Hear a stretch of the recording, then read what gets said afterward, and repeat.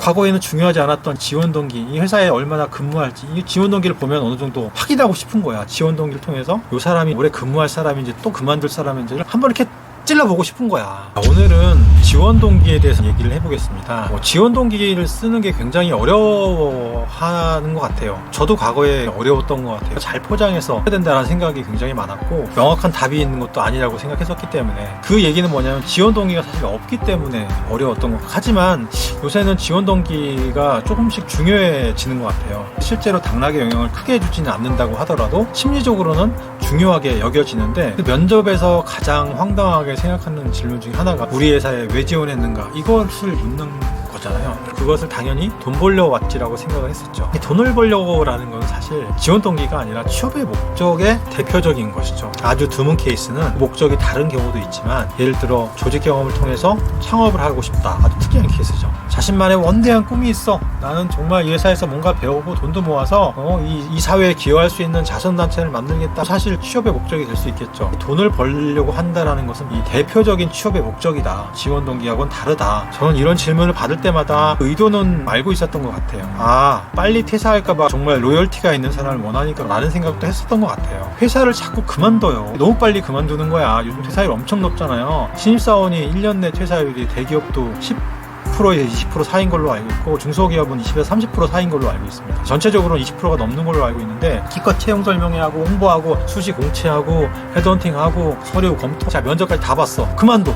한 달 만에, 6개월 만에. 그러면 또 직무 공백이 생겨요. 문제는 다시 뽑으려면 또 앞에 과정을 반복해야 돼. 그러면 인사부나 그걸 담당했던 면접관들이나 사람 잘못 뽑은 게 되는 거잖아요. 얼마나 민감하겠어요. 그러니까 과거에는 중요하지 않았던 지원 동기, 이 회사에 얼마나 근무할지, 이 지원 동기를 보면 어느 정도 확인하고 싶은 거야. 지원 동기를 통해서 이 사람이 오래 근무할 사람인지 또 그만둘 사람인지를 한번 이렇게 찔러보고 싶은 거야. 그러한 면접관들이나 회사의 마음을 이해를 하시면 좋을 것 같아요. 크게 직무 전문성 측면, 이게 직무 적합성이고 인성은 조직 적합성인데, 이 두 가지 부분이 메인이 되는 거예요. 두 가지가 갖춰지면 합격할 수 있다라고 생각이 들어요. 하지만 요새는 말씀드렸듯이 이 충성도라는 게 로열티라고도 하잖아요. 회사에 한 번 더 체크하고 싶은 요소로 부각되고 있다. 왜 그렇겠어요? 그만둔다고 난리잖아요, 그죠? 심지어 공무원까지도 어렵게 합격한 MZ 세대들은 워라밸이 잘 안 지켜진다는 생각 때문에 퇴사를 많이 한대요.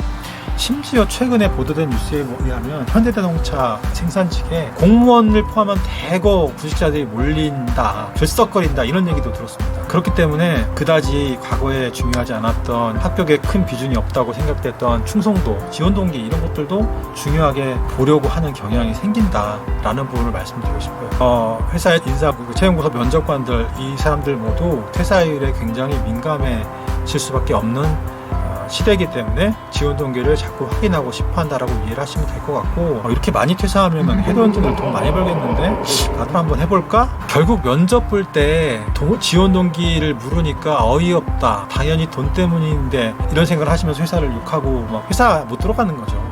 이런 생각은 이제 더 이상 하실 필요가 없을 것 같고요. 그래서 지원 동기와 취업의 목적은 약간 결이 다른 것이다 라고 생각하시면 될 것 같고, 또 하나 우리가 면접 볼 때 좀 의문을 갖는 게 있어요. 저도 그랬던 것 같아요. 아니, 대학 졸업한 지 얼마 안 됐는데 자꾸 경험을 물어보고 뭐 경력이 어떻느니 이런 것들을 물어볼 수가 있단 말이에요. 이상하게 생각이 드는데, 시대가 많이 변하고 있고, 신입 중에서도 직무와 관련된 경험을 했던 사람, 뭐 알바나 인턴이나 이런 것들을 통해서 뭐라도 경험을 해본 사람을 찾고 싶은 거예요. 수시 채용이라는 게 정말 필요한 사람을 적시에 뽑아서 일을 바로 맡길 수 있는 구조로 가져가겠다는 거기 때문에 기업은 당연히 빨리 적응할 사람을 찾는 거예요. 그래서 경력에 대해서 신입임에도 불구하고 물어본다 라는 걸 좀 이해를 하셨으면 좋겠어요. 취업을 위해서 가장 중요한 것들이 아까 말씀드렸듯이 직무와 이 인성, 조직적 적합성, 이 두 가지 부분에서 최근에는 이 지원 동기를 체크하면서 한 번 더 확인하고 싶은 그런 면접관이나 회사의 심리까지 말씀을 드렸어요. 이 지원 동기를 우리가 이야기할 때 가장 먼저 선행된 거는 다른 영상에서 말씀드렸지만, 성향이나 인생 가치관,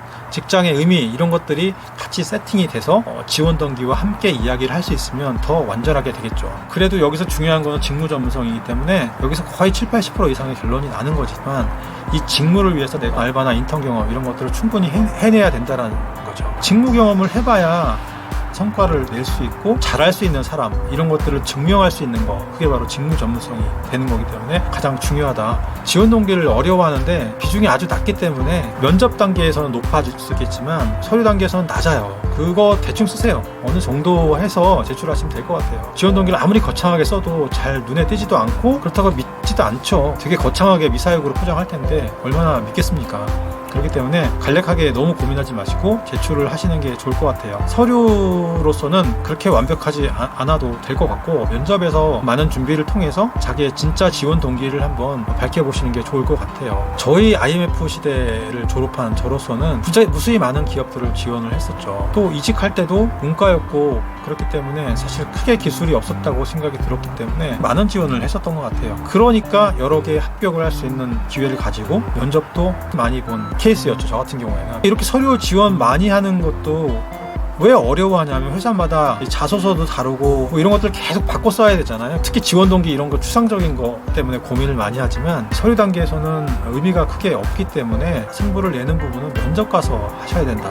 간결하게 쓰시고 많이 지원해라 라는 부분을 좀 말씀드리고 싶어요. 참 답답한 게 이렇게 취업 상황이 안 좋아지는데도 언제까지 대기업만 바라보고 서류에서 끙끙대고 있느냐. 너무 거기 안에서 매몰돼 있지 말고 시간 너무 많이 서류에 쓰지 말고 많이 지원해놨으면 좋겠다라는 생각이 들어요. 그리고 면접 기회를 많이 가지면 가질수록 합격률은 높아지는 거예요. 더 좋은 회사를 선택할 수 있는 확률도 높아지고, 원하는 회사가 아니라고 면접 안 보면 절대 안 됩니다. 경험이라고 생각하고 무조건 가세요. 특히 지원 동기나 이런 서류 가지고 너무 시간 끌지 마시고 거창하게 표현하고 이럴 필요도 없어요. 간결하게 써서 면접을 많이 봐야 된다 라는 말씀을 드리고 싶어요. 저도 수많은 면접 경험을 했고 지원 동기도 많이 썼지만 기억나는 게 거의 없죠. 면접을 너무 많이 봐가지고 면접의 달인이란 소리도 들었다고 제가 말씀드렸잖아요. 그냥 관심 없는 기업이라고 치더라도 대충 면접 준비하지 마시고 그래도 제대로 준비를 해 가세요. 그 과정이 공부기 때문에, 그 과정이 스킬이 업되는 거기 때문에 준비를 많이 해야 되는 거고, 입사 지원도 전략적으로 한번 해보세요. 직무나 산업을 결정하면 지금 자기 가고 싶은 회사를 선정하는데 꼭 가고 싶은 회사 10개, 합격하면 갈 수도 있는 괜찮은 회사 한 20개, 중소 스타트업 중에 유망한 기관 한 30개, 매일 가서 그 회사들의 정보를 수집하는 거야. 그래서 공고가 뜨면 바로바로 지원하시고 그 회사 외에 별도로 매일 채용 사이트에 들어가서 검색하면서 직무와 관련된 직종 직무 검색하시면서 매일 지원하시는 거예요. 그렇게 양쪽으로 듀얼로 진행하다 보면 어딘가는 좋은 회사가 걸릴 거란 말이에요. 지원 동기를 쓰실 때도 신문지상 이런 거나 회사의 홈페이지에 정보들 많이 서치하시고 그 산업의 트렌드, 그 회사가 신제품을 어떤 걸 런칭을 했는지, 최근에 뜨는 신기술 중에 어떤 것을 전략적으로 시도하는지, 그 회사의 서비스나 제품에 대한 고객들의 반응은 어떤지, 최근 5년 내에 매출 현황이나 이런 부분들까지 체크하셔서 내가 이 회사에 떠오르는 이 신기술이 앞으로 도입이 될 건데 내 전공과 직무를 통해서 이 부분을 충분히 기여할 수 있겠다. 나는 그렇기 때문에 이 회사에 지원한다. 뭐 이렇게 표정하시면 되는 거잖아요.